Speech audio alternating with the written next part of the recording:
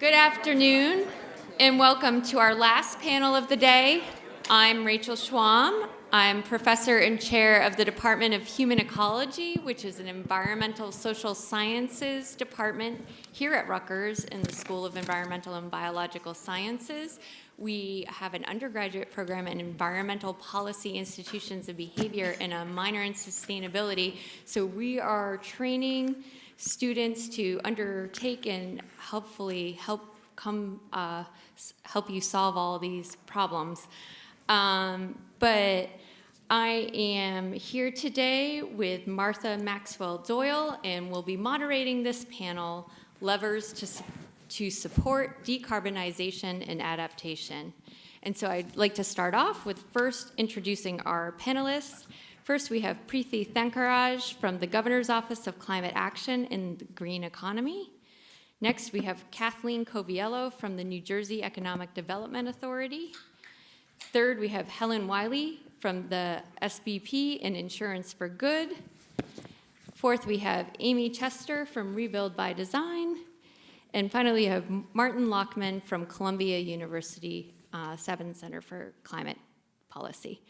And unfortunately, Frances O'Toole of Coming Home in Middlesex had a family emergency and sends her regrets, so she won't be able to join us today. But this panel is intended to focus on innovative levers or innovation and levers to support decarbonization and adaptation for New Jersey, or that could be applied in New Jersey, including those being used in other places, be they legal tools, public financing, private sector initiatives, or public-private partnerships. We've asked our panelists to prepare 5 minutes of opening remarks that center on the advantages to these levers, their successes, their challenges, overcoming those challenges, and to talk to us about exemplars from other states. That's a lot to do in 5 minutes, so I know they're going to be speeding along.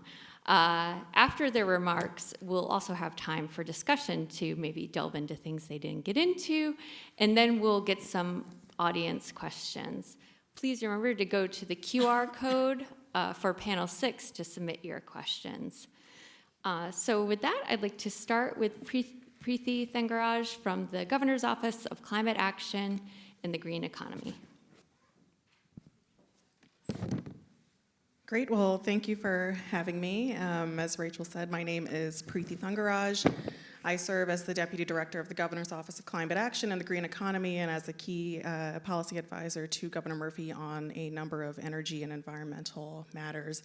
Our office plays a few key roles in state government. First and foremost, it's our job to really demonstrate the governor's leadership on climate action. And number two, and I'd say one of the most important roles and responsibilities of our office is to play a key convening role across a number of executive agencies in the state of New Jersey so that we are implementing one strategic vision on behalf of the governor.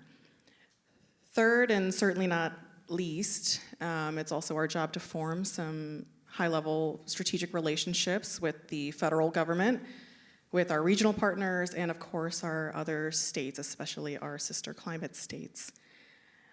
As you can see on the slide, the governor has set us on a really ambitious pathway to reach 100% clean electricity by 2035 and also reduce emissions 80% by 2050. There's a lot of actions, as you can see on the slide, that are working in harmony to help us reach those goals, right? This includes, but is not limited to, us increasing our clean energy generation, especially in-state generation, so that we are less reliant on our regional grid, but also to increase zero-emission transportation and buildings, modernizing our grid, increasing energy efficiency and other efficiency standards, and most importantly, integrating affordability and equity along the way in this clean energy transition.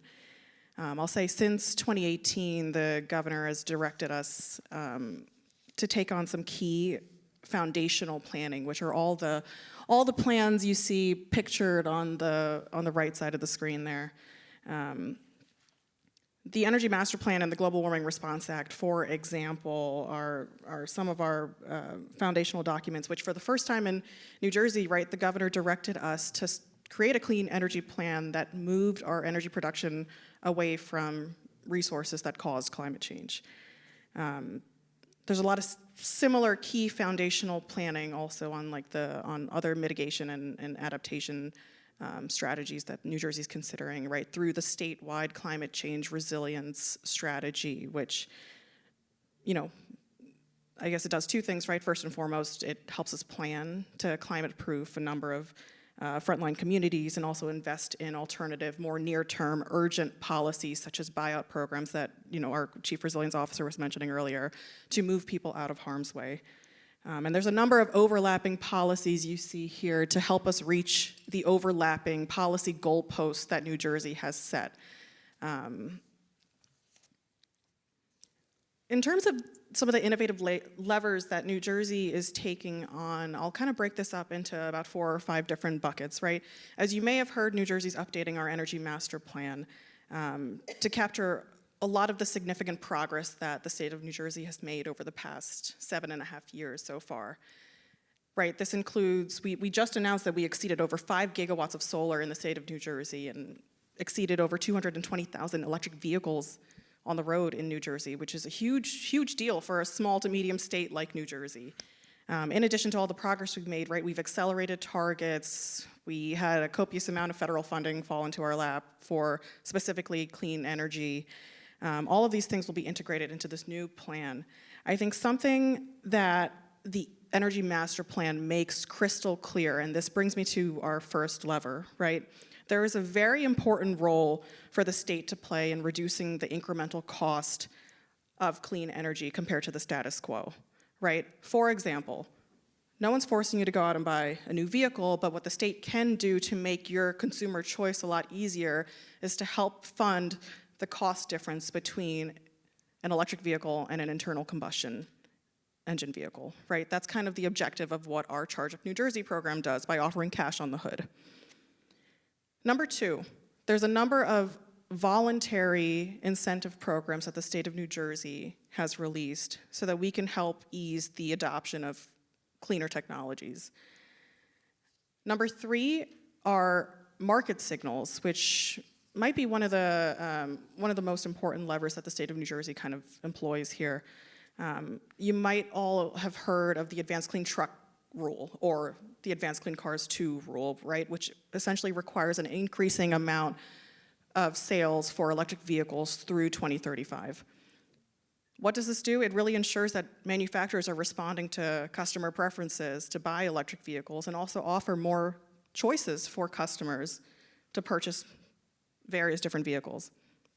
Something that I think one of our Economic Development Authority speakers addressed earlier, right? We now have a green bank, right? This is going to help New Jersey really drive more private investment into a number of clean energy projects, right? There's a key opportunity also for the green bank to leverage federal funding here, but of course that's to be determined. And then kind of like the last 2 things I want to highlight, right? There are big levers that the state of New Jersey should be considering, right? Big institutional changes that might impact the way we spend money and kind of put our money where our mouth is, right? So, for example, when we talk about integrating climate change into funding decisions or any decision-making period, right? It might be very straightforward for us to integrate that into clean energy investments, right? We consider the social cost of carbon, we talk about it like the benefits of avoided emissions, et cetera, right, to make these clean energy investments. Some place where that's kind of harder to do is to capture the environmental risk of expanding a road or, you know, not elevating a road in a very flood-prone area, for example. You know, how does the state think about prioritizing more climate-friendly investments or, right, local aid that is climate-friendly for major infrastructure projects? I'd be remiss if I didn't acknowledge the federal situation very quickly. For better or for worse, we have a playbook for how to manage the lack of climate leadership from our federal government. Of course, I'll say it's important for us to collaborate when possible, right? Like this federal administration is focused on increasing baseload across the country, right? New Jersey has been a pro-nuclear state. There's an opportunity there to collaborate with our federal partners. And also, right, we have shared interest in growing American jobs and American energy independence. But it really does highlight the role and responsibility of the state very clearly, actually as clear as possible, right, on where we are and where we need to go. So I'll pause there. Thank you. Thanks very much, Preeti. We'll now go to Kathleen Coviello, who is up next. Pleasure to be with you all. Again, Kathleen Coviello, I'm the Chief Economic Transformation Officer at the EDA. The EDA has over 65 programs. If you haven't heard, we've grown dramatically in the last 7 years since Governor Murphy, 7.5 years, has been in office, really as a key driver on many of the economic development policies in the state. And, you know, Preeti mentioned too, and certainly the list is about 40, germane to this discussion, be it small business, be it clean energy. And so I thought I'd just touch on 3 examples here, but I do just want to mention, Preeti mentioned electric vehicles. So one of the uses of our RGGI proceeds at the Economic Development Authority is a program called NJZIP, which is for commercial businesses to adapt using electric vehicles. And what we heard in the first rounds, and actually the first 2 rounds of that, is that companies couldn't find the private market to fund the difference. So ZIP is a voucher or a grant to help bring down the cost, as Preeti mentioned, to normalize the cost of electric vehicles and increase adoption. So when we heard from small businesses that they still couldn't get the financing, we're rolling out a new program called NJZEV, Zero Emission Vehicle Financing, that the EDA will do that bridge financing or the gap financing. So we're trying to be responsive to the market in all cases. Certainly the Green Bank in its infancy days will also be a great tool to finance clean energy. But the way that we go about working to solve market challenges in New Jersey is we're really looking for public-private partnerships. We know that we can't do it alone as a state authority. We know that we'll be more impactful and meaningful working with the private sector. So I'm just going to share 3 examples with you all, really kind of delivering on some of the messaging from the governor, who came in, you know, really driving on a message of innovation and you know, entrepreneurship. And when we had an opportunity at the state level to bid, literally it was a competitive bid amongst the states on bringing HACS, which is a hardware decarbonization accelerator, to the states. It had been in Shenzhen, China. The founder of it, a gentleman by the name of Sean O'Sullivan, a really well-known venture capitalist, lived in Princeton and yet had no footprint here in the state. Brought this opportunity to New Jersey to bid against other states on where to locate this decarbonization manufacturing accelerator.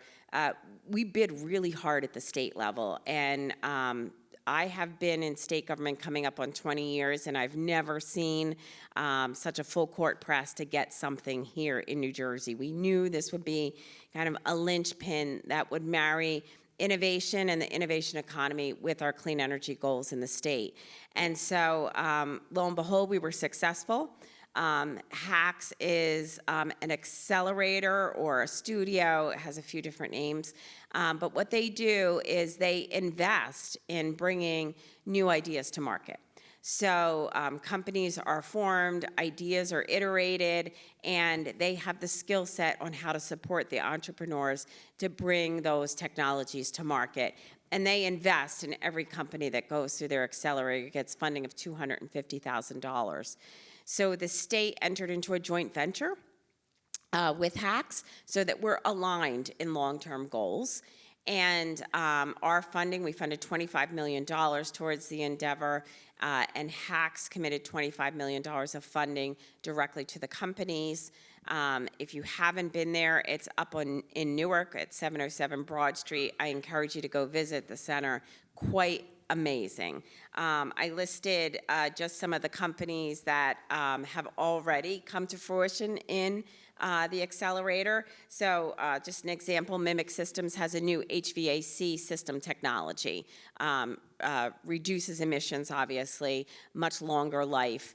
The other two companies, Purely came out of Princeton University, so we're really looking at technologies that are being developed in state and how we commercialize them and get them to market much, much faster. So pretty exciting initiative, has really put New Jersey on the map. And we have a lot of built around support for these companies once they finish this accelerator program at HACS. So, just one example of public-private partnership and how we're leveraging kind of skill sets from the venture capital community and their funding as well. Another initiative that's been a long time in the making is the Garden State CPACE program.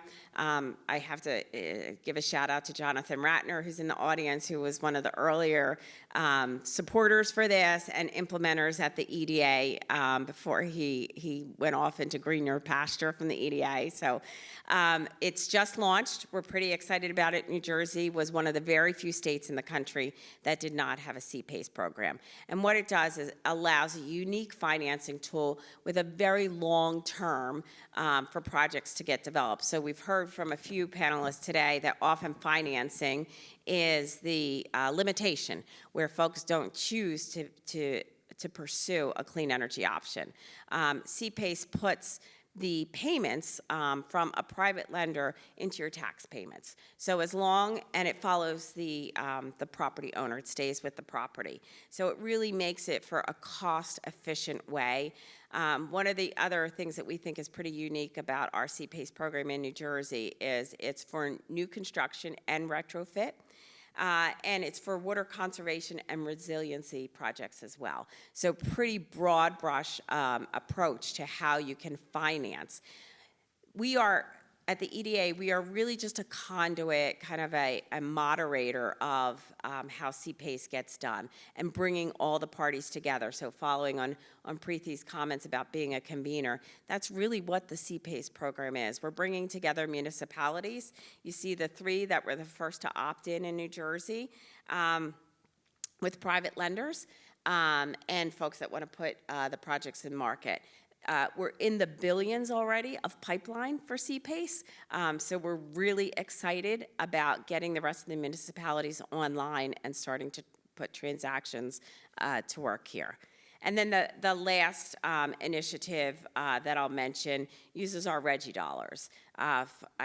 I'm sure everyone in this room is familiar with RGGI, Regional Greenhouse Gas Initiatives, but we know in New Jersey, buildings is one of the largest carbon emitters in the state, obviously spelled out in the Energy Master Plan that we are going to focus on vehicle emissions and building emissions. NJ Cool is our first foray into the building emissions world at the EDA. It's a grant. It's $1 million grant to help you install more efficient systems within your building. We started out in a small focus group of overburdened communities in Atlantic City and Edison and Newark. As detailed in our public board meeting and in our public board memo, we expect to open that up to a much broader population in the state. But again, we're partnering with building developers. We're partnering with mechanical engineers and HVAC companies to really get the word out on how to work the numbers to get these projects to work. So again, just a few examples of some of the tools in the toolkit at the Economic Development Authority to make these projects happen and help us meet our clean energy goals in the state. Thank you, Kathleen. And next up is Helen Wiley from SBP and what's it called? Insurance for Good. Thank you. Thank you. As you just said, I'm Helen Wiley. I'm the Disaster Preparedness Program Director at SBP, which is a national disaster resilience and recovery nonprofit. We actually had a rebuild program in New Jersey after Hurricane Sandy many years ago.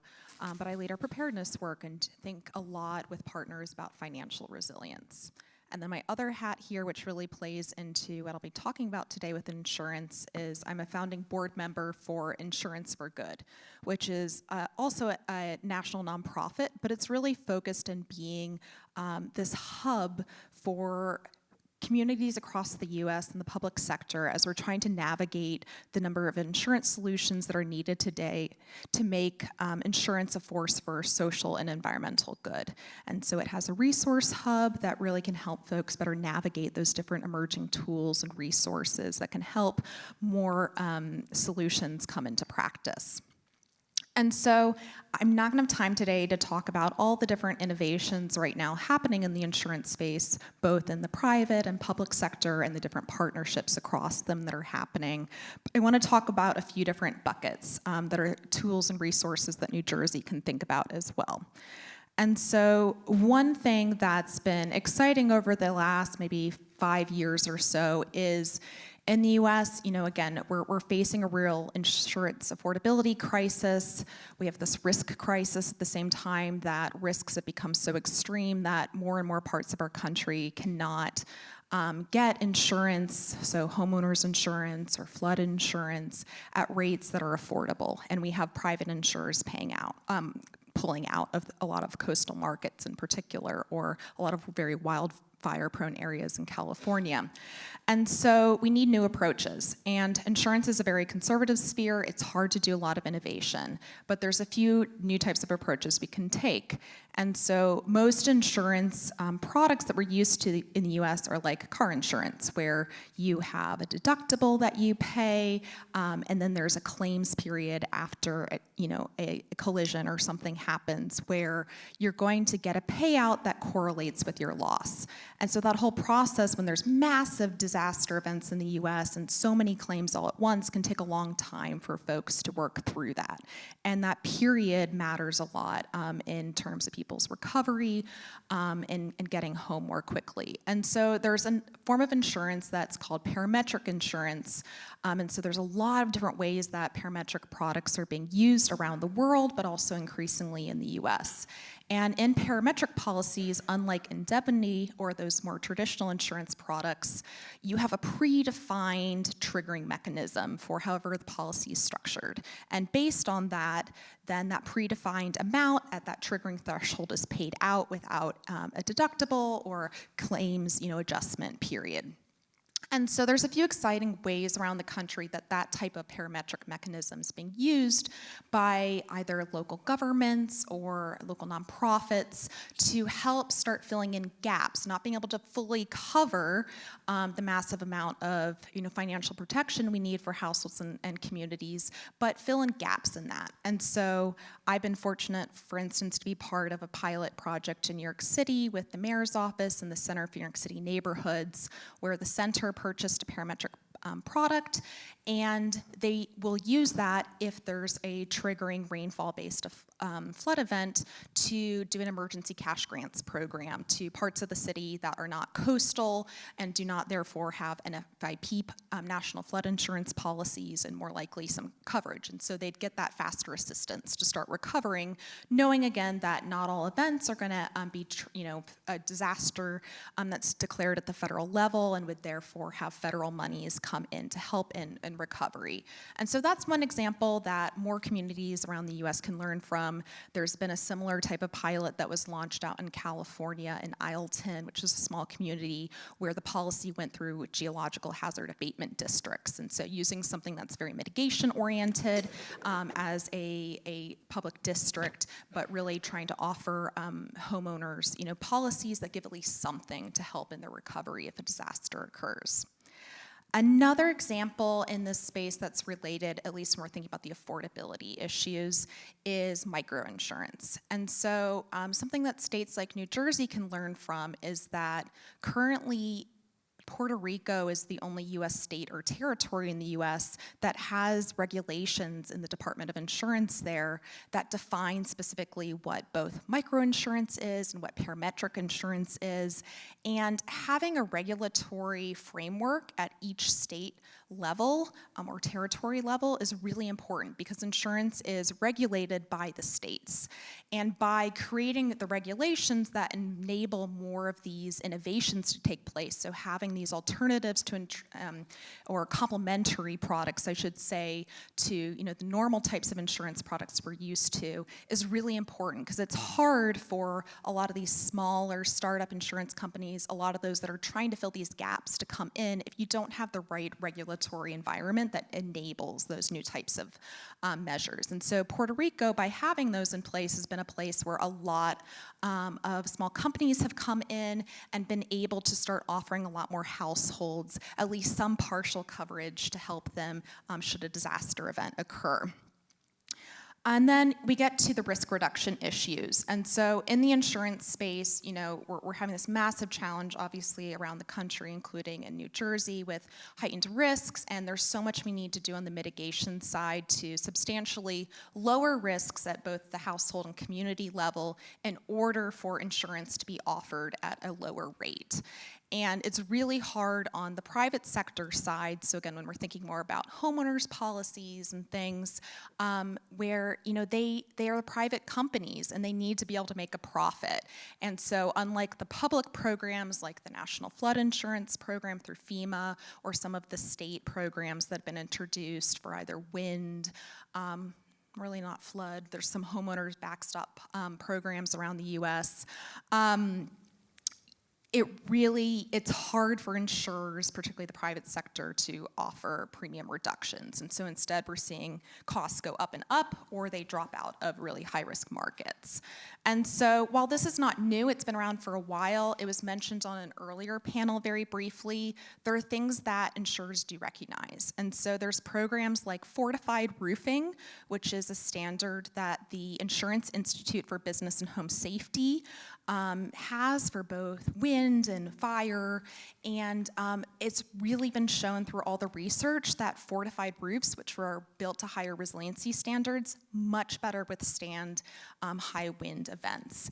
And so we have different states in the country, so you have Alabama leading the way, but now you've had Florida, you have Louisiana, you have South Carolina, that have put programs in place, most of them through their state departments of insurance or finance, that can help incentivize both households to put on fortified roofs, either during a period that they're looking to replace the roof period, or post-disaster when there's that opportunity window, for better or worse, to put on a new roof.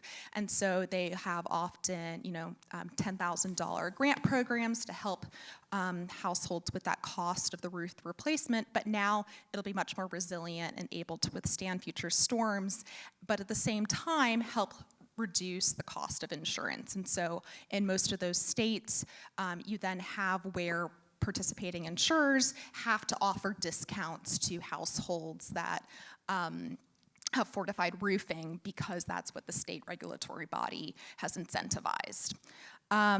Another example I wanted to offer really quickly in again, the risk reduction space, because again, we really need to link the two with risk reduction to therefore then reduce rates around insurance, and then also make our households and communities safer.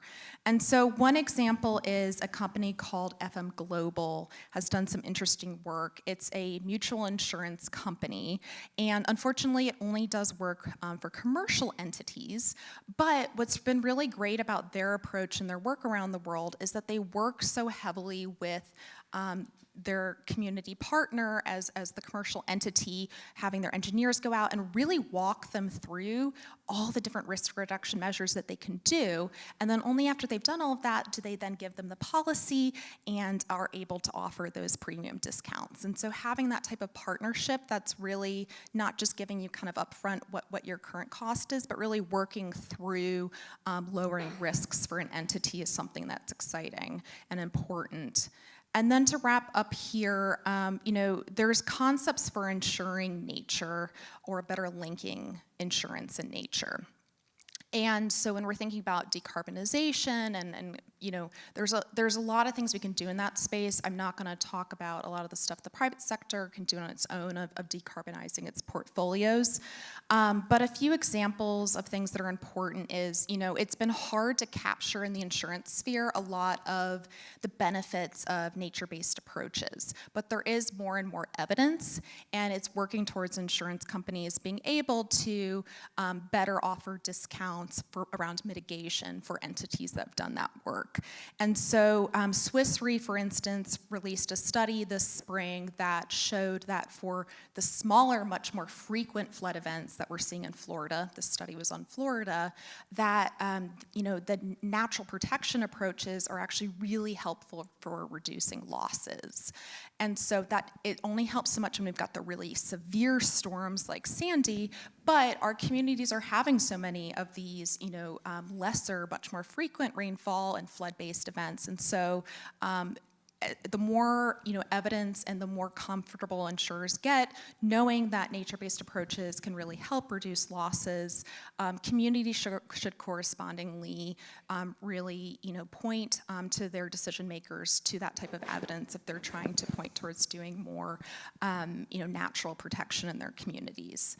And then the last thing I'd say is that on the nature side, there's not a lot of examples yet, but while it's hard to directly insure natural entities, there's approaches you can apply to insurance. So think about, if you're restoring different wetland ecosystems in the state, there's, different approaches now where there's some small insurance companies where they really, specialize working on more natural issues. And so similar to like how there'd be construction policies that during the construction period of a new building or something, there's an insurance that covers that construction period.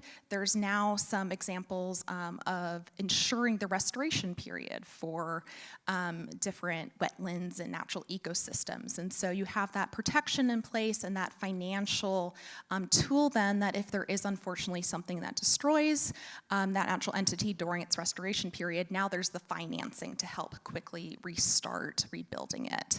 And so if you want to learn more about these or any others, I just encourage you to go to the insuranceforgood.org website because it's really designed to be a hub to learn a lot about all these different approaches that are now becoming available. Thank you, Helen.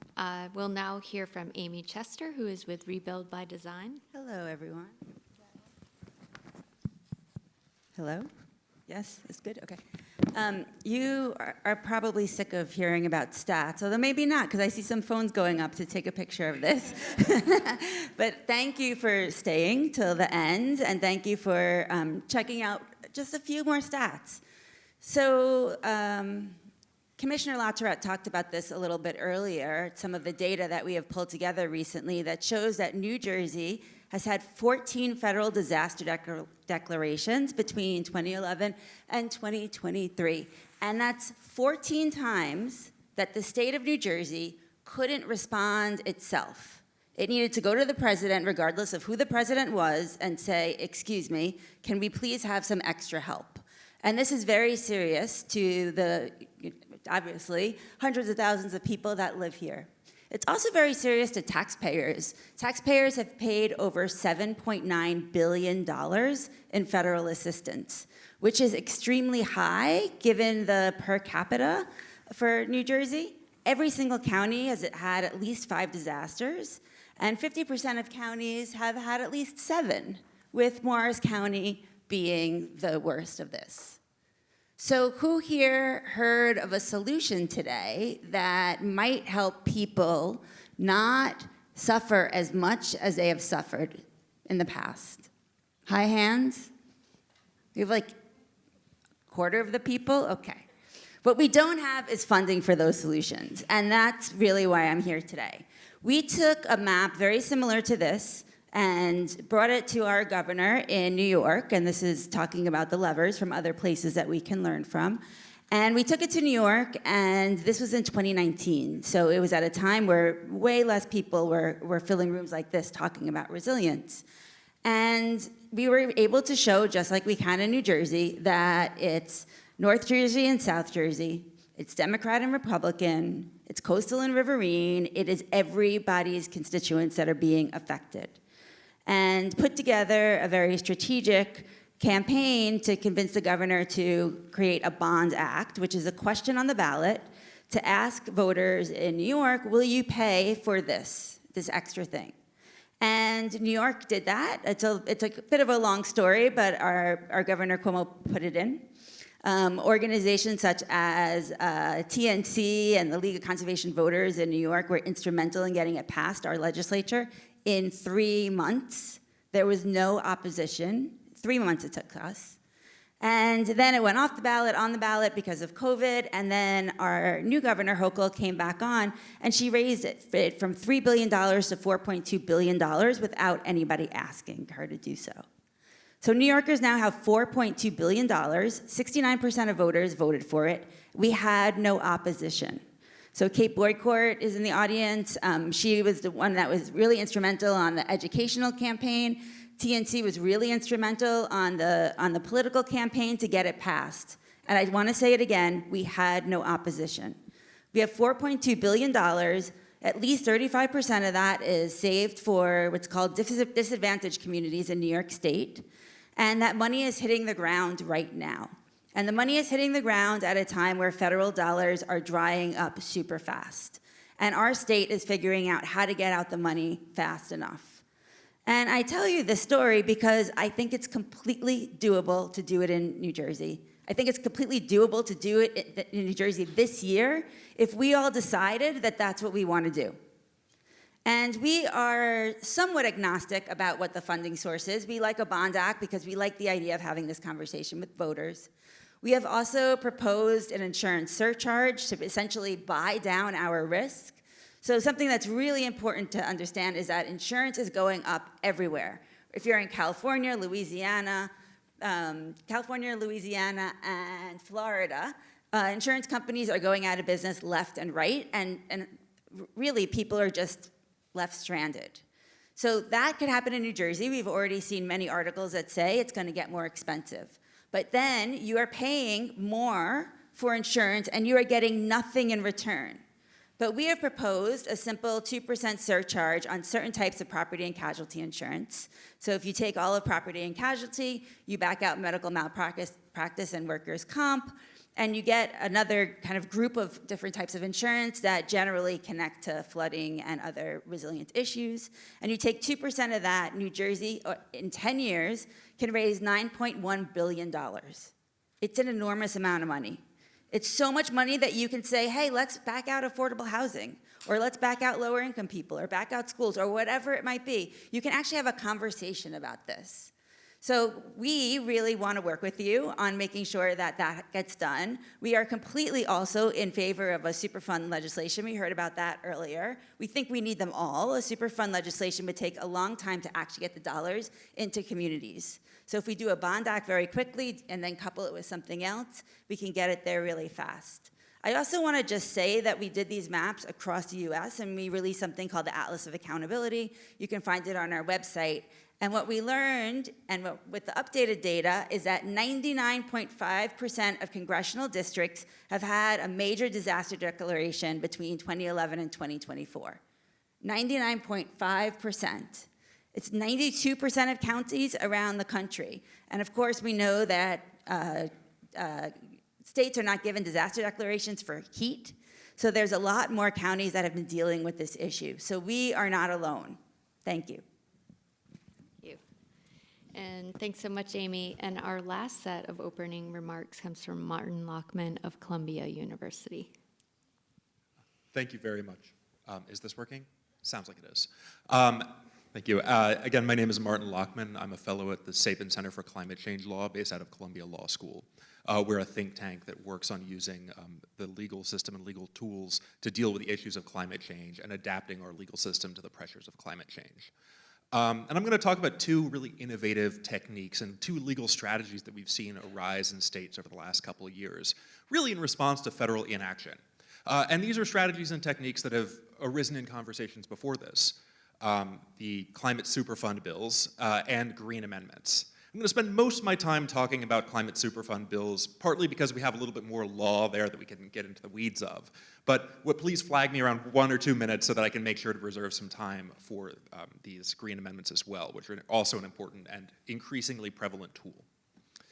So as Amy and as Senator Bob Smith said earlier, one of the tools that New Jersey is considering to finance some of these adaptation projects is what is called a climate superfund law. Now, that's a little jargony, and I'm going to go into the jargon here because if you know what Superfund is, you might think you understand what a climate Superfund law looks like.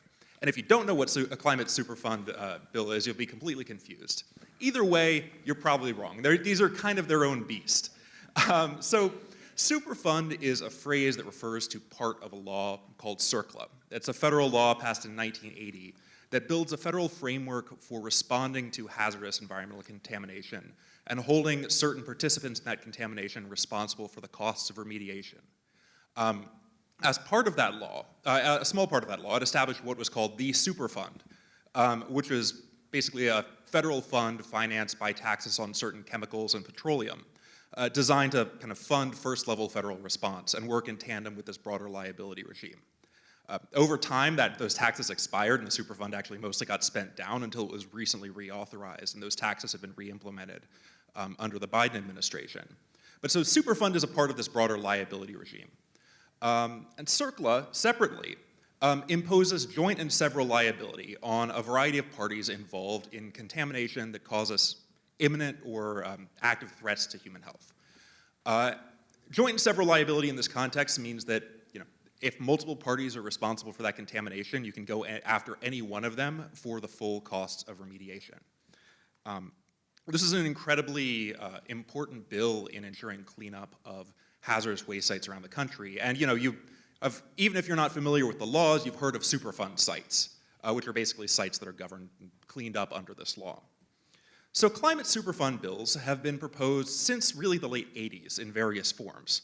But we first started to see them arise in legislatures in the 2020s. Climate Superfund bills take this model and twist it a little bit to deal with the issue of climate change and atmospheric greenhouse gas contamination, greenhouse gas pollution. So climate Superfund bills basically do three things. First off, and these bills have all arisen at the state level. There have been proposals at the federal level, but that's gotten no traction whatsoever. So first off, climate Superfund bills assess damage to a state from climate change. And this damage can take a variety of different forms. It can be adaptation costs incurred by the state over a specific period.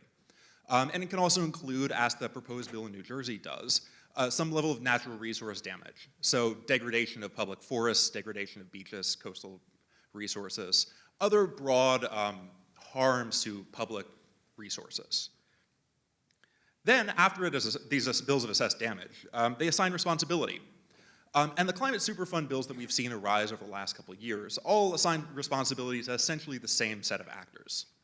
These are upstream fossil fuel producers and refiners whose products resulted in more than 1 billion metric tons of CO2 equivalent within a certain covered period. Now this is getting kind of technical, but these bills look at emissions from specific timelines to identify who is responsible for paying for these costs. So we've seen two climate Superfund bills become climate Superfund laws. The first was passed in Vermont last spring, and the second in December in New York last year. And we've also seen climate Superfund bills proposed in a variety of other states, including Maryland, Massachusetts, California, and New Jersey. But all of these are essentially assigning responsibility to these upstream super emitters responsible for producing or refining petroleum or fossil fuels. Finally, these bills contain a mechanism for states to collect funds. So they assess some portion of responsibility and send out a bill to these individual companies. And within all of this, there's an enormous amount of nuance, and there's an enormous amount of difference in how these are implemented. But broadly, let's start talking numbers. One big difference between two categories of climate Superfund bill that we've looked at is how they calculate damage. There's one set of bills, and these are, so one set of bills, including New York and the proposed Massachusetts and Maryland bills, basically say, we're going to be spending hundreds of billions of dollars, here's a specific amount we're trying to recover, and assign that among the super emitters proportionally to their emissions. New York is trying to recover $75 billion over a 25-year period. The Vermont bill and the proposed New Jersey bill take a little bit more nuanced approach and attempt to identify the harms that are attributable to that individual super emitter's proportion of emissions during the covered period. and then sends out a bill for the specific harms associated with that super emitter's specific products. Now, this is very complicated, and I could talk all day about this. I've already gotten my 1-minute warning, which I'm going to go blow past a little bit to talk about the Green Amendments. But importantly, we've already seen challenges to the Vermont and the New York bills. And these challenges are brought, asserting kind of throw the spaghetti at the wall strategy here. They're really fighting these very, very hard. The most important challenges, I think, here are a substantive due process challenge and a preemption challenge. The due process challenge is essentially challenging the retroactivity of this liability, because these bills attempt to hold polluters responsible for past emissions that were perfectly legal when they were done. I'm not going to go into the details of the law here, but this is something that we did with CERCLA, we do with other environmental laws, and very, very frequently people are held responsible for damage caused by legal activities. Separately, there's a kind of due process challenge here where people are, and the key legal question there is, were these super emitters, did they have notice that their activities might result in liability? And that is the reason why we see these bills targeting emissions past 1995 or 2000, to really deal with the fact that by that time, these super emitters knew about climate change and knew that they had kind of fairly accurate predictions of the damage they might cause. I'm going to shift over to just give a very quick 30-second highlight of Green Amendments. Green Amendments are simple. They are an environmental right contained in a Bill of Rights that provides an individual and self-executing right to a clean and healthy environment. There are 3 of them in the country. 2 of them were enacted in the 70s, kind of in Earth Day celebrations, one in Montana, one in Pennsylvania. One was enacted in New York, came into effect in 2022.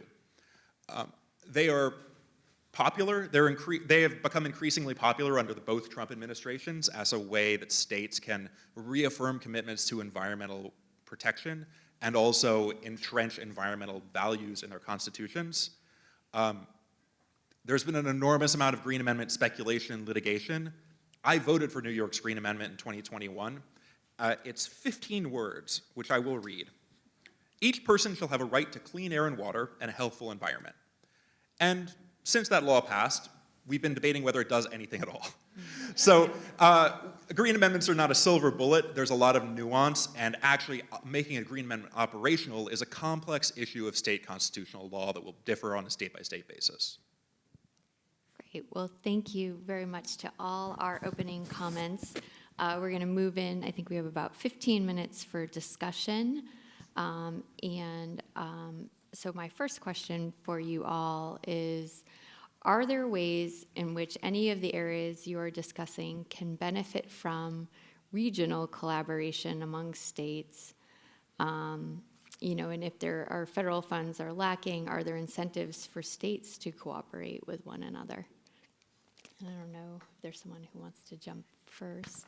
Kathleen? I'm happy to take it. So our New Jersey Green Bank is part of a consortium of green banks across the country. And we are looking for projects that we could work with end users, with lenders, with private providers to make a larger impact and do projects that mirror each other across all the states. So I think that's a great example of one way that we're looking for economies of scale and quick implementation by partnering with other green banks. Any others? Sure, I think, blanket statement that collaboration is key to realize a good clean energy transition or emissions reduction strategy or resilience planning, right? Like, I think the governor was quoted Governor Murphy was quoted like a few weeks ago saying, New Jersey is not alone in experiencing increased, more severe weather events, right? If Pennsylvania builds a gas plant that impacts the air we breathe in New Jersey, the trucks that are driving through New Jersey to get to the port, those air emissions impact us. All of the high load industries that are locating in or near New Jersey, right? Those have impacts to the bills that we pay. And especially in the absence of federal leadership, I'll reiterate, like multi-state partnerships are what's gonna drive some of the economic vitality of the clean energy industry, and also, right, reassure the industry that there is a policy path forward and best practices that the states are following. Just one venue all flag for this collaboration is like the U.S. Climate Alliance that was formed under the first Trump administration for states to collaborate. That's over, I think, over 26 to 27 states and territories that are on board with the U.S. Climate Alliance that are collaborating. That's over like 65% of the country's economy that is working together. Just on like federal funding, if there is a lack of federal funding, I mean the Inflation Reduction Act, for example, like really supercharged a lot of the collaboration that was happening, right? There was a lot of like multi-state applications that went in to grab some of the grant funding. But now these venues really exist for collaboration, right? And the lowest hanging fruit that these states are taking on is information sharing with one another.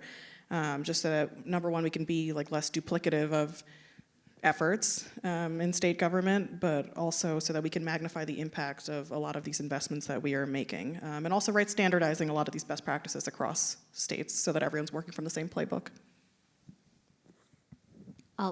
Knowing very little about insurance, I know you said that insurance is regulated at the state level. Does it help for states to coordinate or kind of, do you see cases of that there?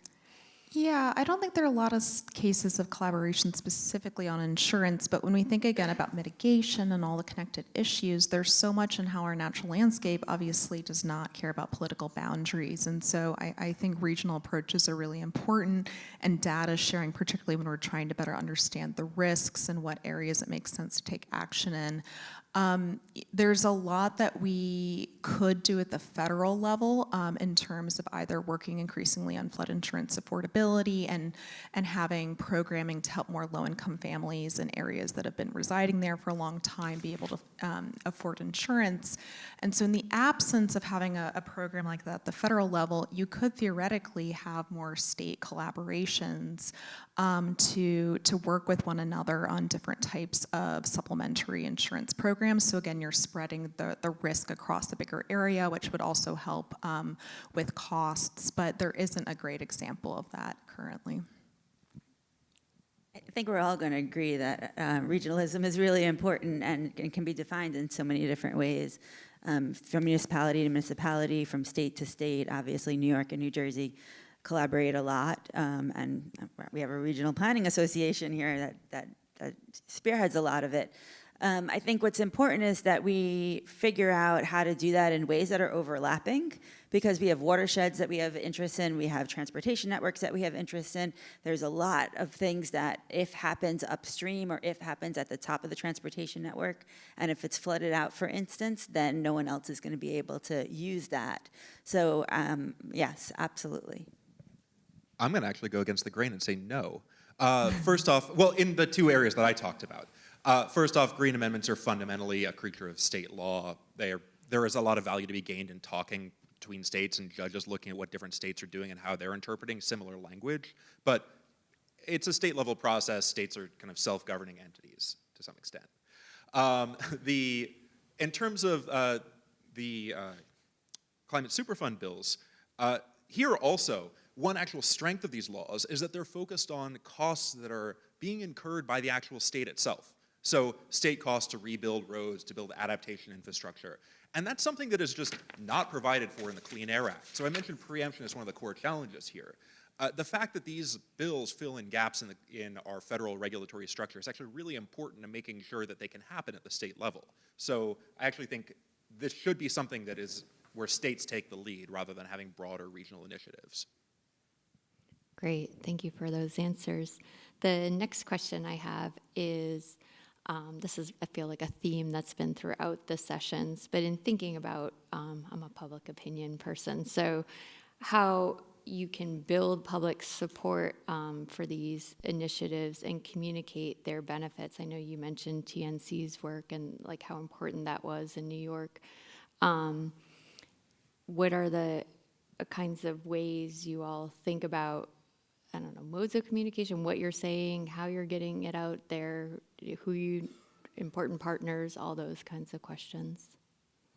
I can go first. I think maybe you'll be surprised to know that a majority of people in New Jersey actually believe in climate change and believe that it's a really intense problem. I think it's something like 77%. It's much higher than other states. Yale's communication, they have a Institute for Communicating Climate Change, and they actually have it by state, they have it by county, and they have it by congressional member. And you can pull those numbers, and they have many, many different data points, which will show that people are in support of it. The real question is, how do you use that then?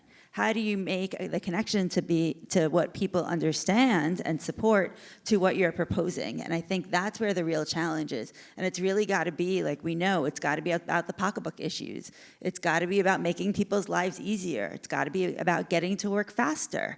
It's got to be about those long-term visions that we have for our communities and making sure that we want to leave our communities a better place for our children and grandchildren. Others? Folks? Yeah, I can build off on that. I think there's always opportunity for improvement, but I will brag a little bit about our agencies that are in the room right there. There's constantly open lines of communication right between the state of New Jersey and interested stakeholders, even uninterested stakeholders. But I'll flag, I do want to highlight, the work of the Department of Environmental Protection, the work of the Economic Development Authority, and the work of the Board of Public Utilities specifically right there.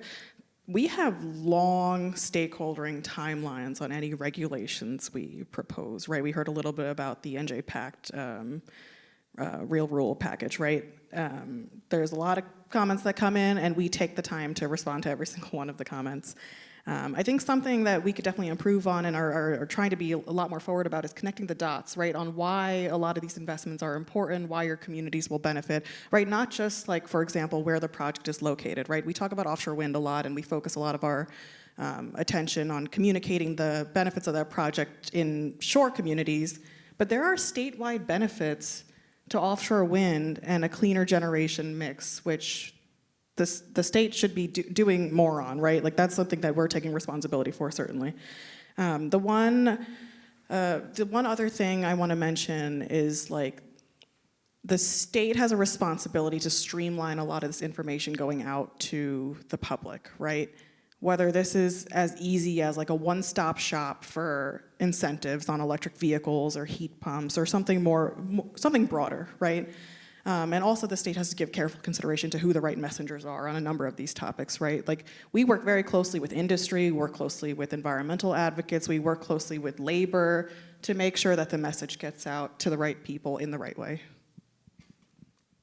On the EDA side, certainly we love press releases. We do a lot of press releases.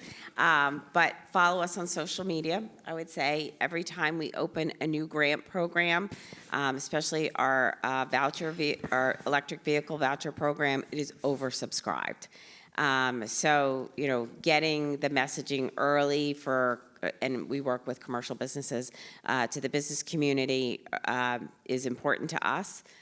So we always have it out on social media. The other thing, it may be a little bit clever, I thought, for our electric vehicles that we finance, we put stickers on the back of all of them. And it says a Zip, this is a NJ Zip vehicle. I've happened to see a few on the road and take pictures and send them.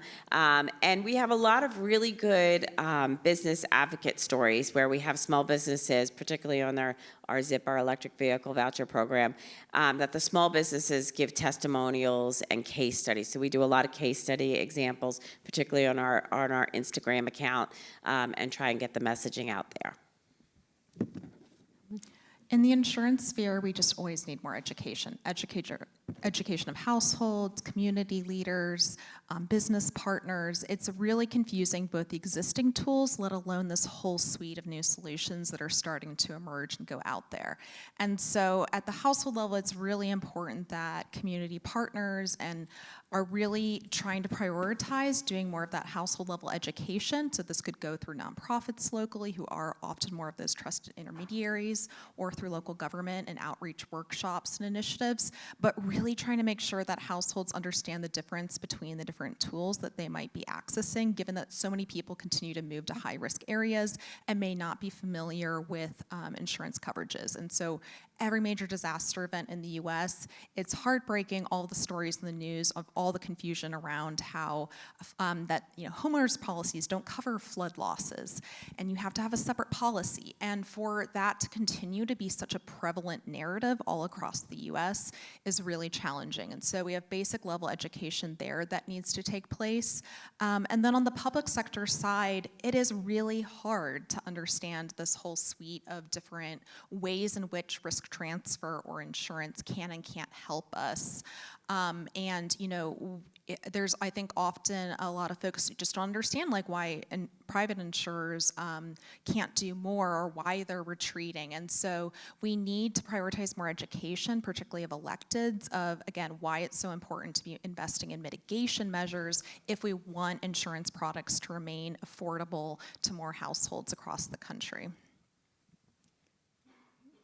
Anything else? So I'm an educator and an academic and not a politician, but I think one of the reasons that these climate superfund bills have become so popular so quickly is because the communication is so simple. These costs are happening, and states are paying for them right now, and taxpayers are paying for them right now. And so if you're a politician in New Jersey, you go to a single mother in Trenton and you say, hey, I'm sorry, but we emitted a lot of greenhouse gases in the 1990s, and you're going to pay for that every single day for the rest of your life. Your home insurance is going to go up. You're going to be paying more taxes. You're going to be at higher risk of disasters. And your newborn daughter, she's going to pay for that every single day for the rest of your life. And I'm sorry, but it's because your mom drove you around in a minivan in 1995, emitted a lot of greenhouse gases. And so politicians can tell that story, or they say, hey, these oil and gas companies made billions of dollars. They're still making billions of dollars. And they knew the whole time that this was going to happen. And they knew the whole time that this was going to cause these harms. And that's a much easier story for politicians to tell. And so when they're incurring these costs and looking around, as we've heard today, for ways to pay for them, the policy argument for going after the oil and gas companies for these costs, the same way that we go after every other polluting industry for the harms caused by their pollution, based on the profits that they made from that pollution, is a really simple story to tell. Great, thank you. Now, my co-moderator, Martha Maxwell Doyle, has been monitoring the submissions online. So Martha, if we have any online questions. I'm behind the curtain. I know, I was like. Where is she? Okay, yes, there have been a few questions. So the first question is, where did the initial funding come from for the Green Bank? Yeah, that's a great question. There's two sources. The RGGI funds, there has been 2 approvals so far for RGGI funds to be transferred to the Green Bank. There was a state appropriation for the Green Bank, and we were successfully awarded federal funds. Those are a little bit in question at the moment. So those are the funding sources to capitalize the Green Bank. Great. Another question. How can New Jersey support small business decarbonization? Is there any funding to incentivize them measuring and managing their emissions? Yeah. So all the programs I talked about, the EDA, are really focused on small business. So NJ Cool is a great example. If you own a building, you can certainly take advantage of up to $1 million grant to decarbonize that building. If you have electric vehicles in your fleet, you can take advantage of NJ Zip, our voucher program. If you want to retrofit your building, CPACE is a great example. So we also have products in development. We can come through products for our Green Bank. We have a program that's federally funded called NJ Cells, which is either project financing or working capital financing for either a clean energy project or a clean energy business. So if you are a clean energy business, you're looking for working capital, we can fund you through NJ Cells. So as I mentioned, I just gave you a little sampling of the programs that we have at the EDA. My colleague Dan Fatton is in the room somewhere. There you go. Go see that man. If you're here, he's in charge of all the products to help you there. Yeah, I just want to add on to what Kathleen highlighted.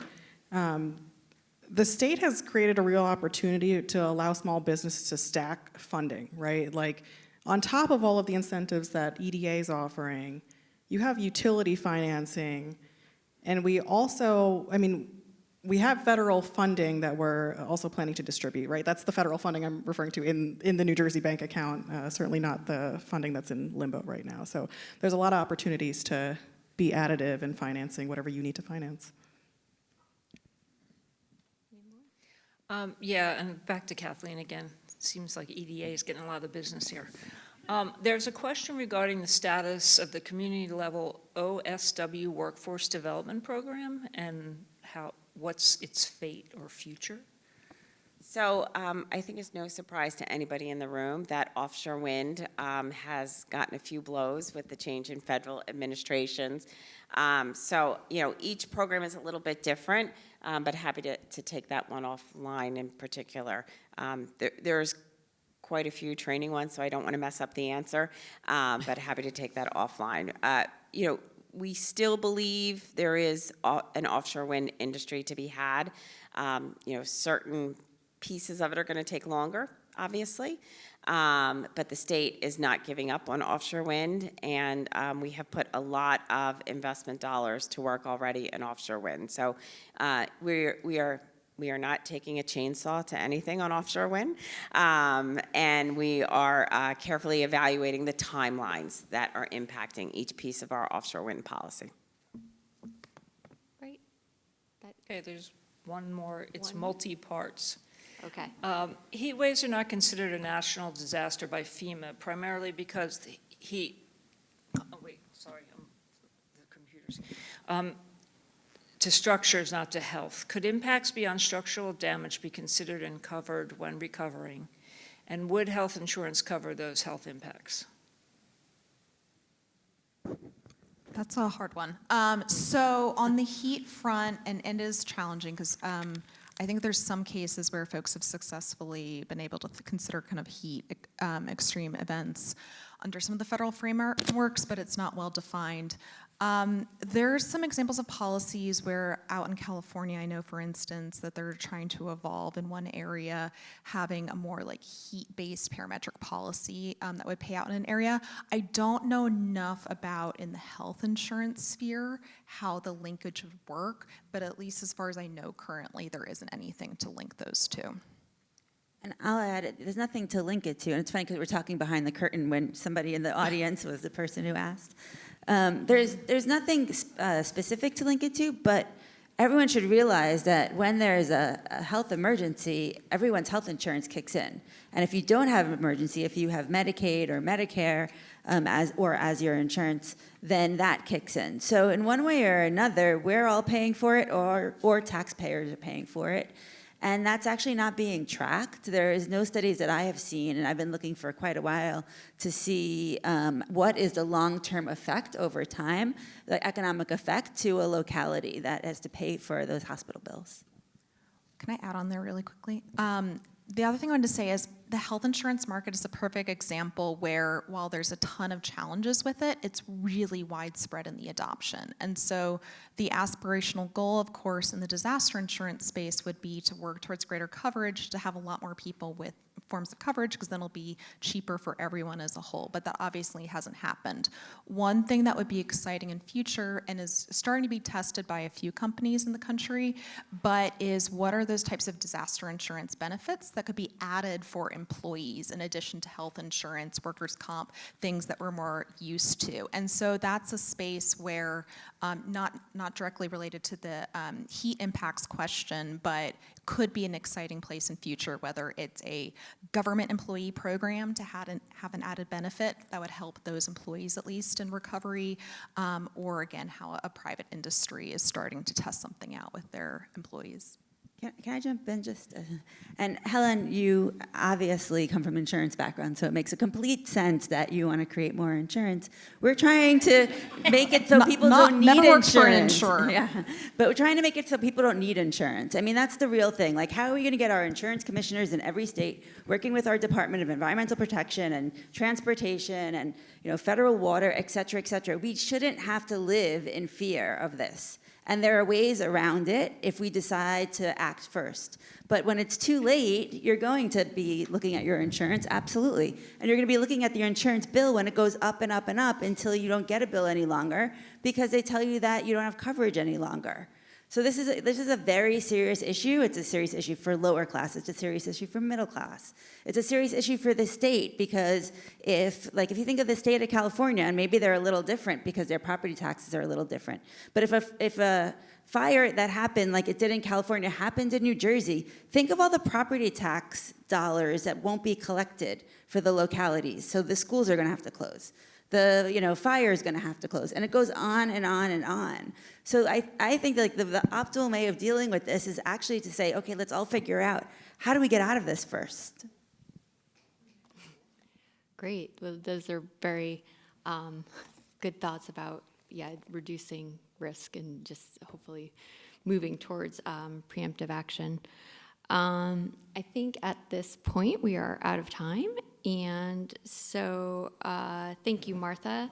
And I'd like to thank these amazing panelists for all your wisdom. We can go around.